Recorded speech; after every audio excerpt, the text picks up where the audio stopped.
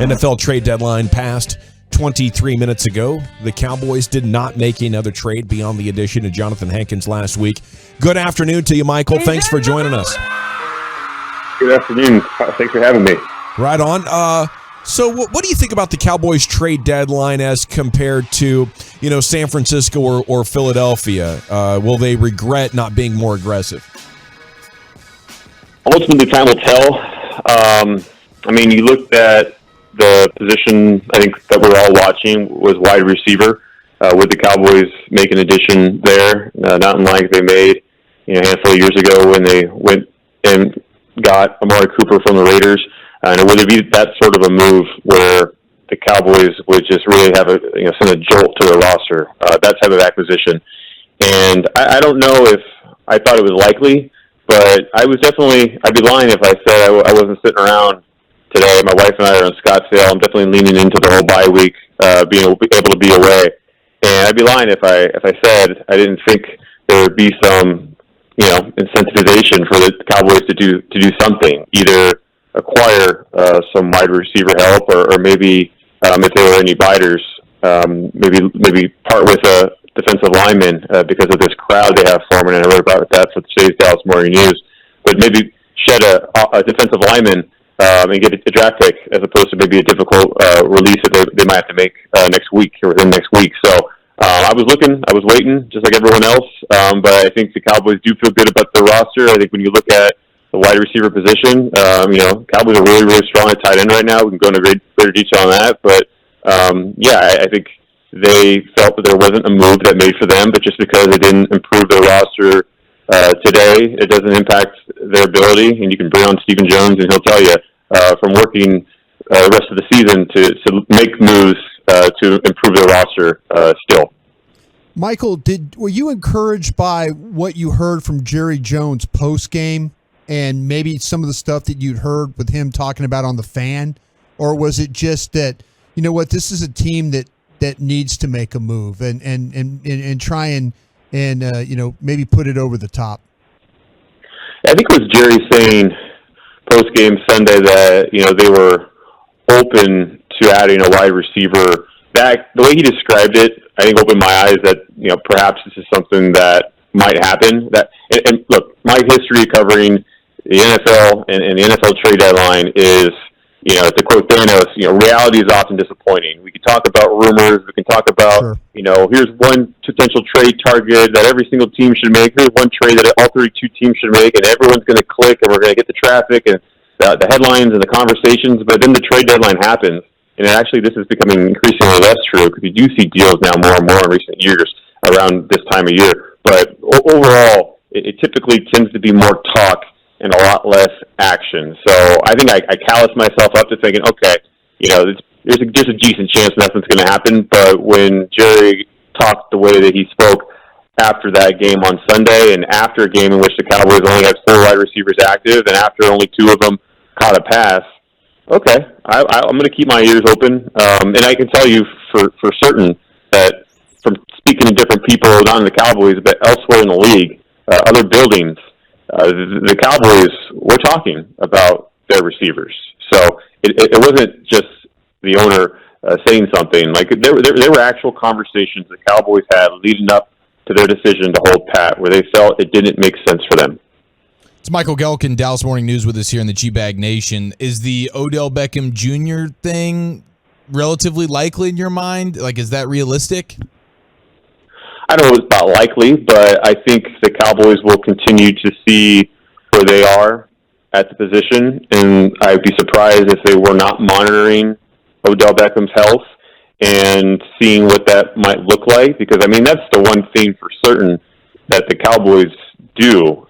They were asking around a lot back in the free agency at certain positions and asking around say like pass rushers, I'm not making a splash move for a Von Miller type of thing, but they were making calls with different agents and asking, seeing what the market looks like. And here again, NFL trade deadline, they're making calls and they're being called and they're asking, they're seeing what it looks like. And so it would be weird and true to their character to, when a guy like Beckham is a free agent and he's getting healthy, for them not to make the sort of call and see how he's looking and kind of get a feel for what that would look like financially. And so, I would think the expectation should be that the Cowboys would sniff around and decide whether or not that could be a fit. But there's obviously a lot that goes into that, including how do they feel about their roster, about the wide receiver room, about the offense.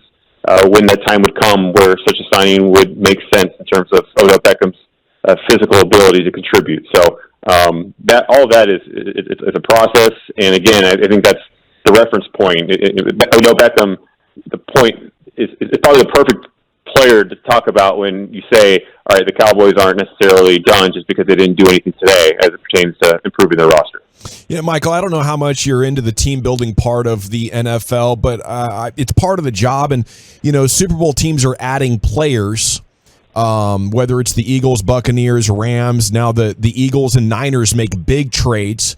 I'm sort of, wondering, are the Cowboys building teams just to make the playoffs? And have they lost their appetite for risk? Once they've secured the playoffs, it's like they just want zero risk moves to add to it. And I think you got to be willing to go for it a little bit more in this NFL to get you over the hump. What do you feel about that?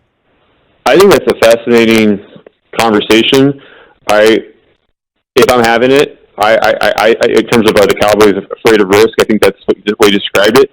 I mean, why have they waited this long not to extend Terrence Steele? To me, that price is going way high. Or why did they wait as long as they did on some other guys? Dalton Schultz's price continues to go up. Maybe not this season based on what he's shown per se, but relative to this time last year to the market and how it's changed over the past couple of years. My point is the Cowboys were really ahead of the ball when it came to, all right, we're gonna reward and extend Jalen Smith, and we're going to reward and extend La'el Collins, and we're going to do the same with Ezekiel Elliott. Financially, those moves, in terms of just the way that the Cowboys' books worked out and player performance and durability and what have you, panned out. Those moves didn't really. The Cowboys weren't really rewarded for their aggression or their aggressiveness, and so I think I'm just kind of, when I think of the Cowboys being risky and making bold types of moves, my eyes think about just if you're going to be a draft and develop organization, okay, but I think a big part of being a draft and develop organization is being a bit of ahead of the ball when it comes to extending contracts to the players that you've developed. And I just think maybe it's just on my mind because I'm working on an offensive line story in the next week. But I look at the right side of the offensive line, and Terrence Steele is going to be a restricted free agent next year, and not unrestricted, but restricted, and it would make a whole lot of sense to me, at least. To me, you know how hard a guy works, and he's your off-season award winner in weight room.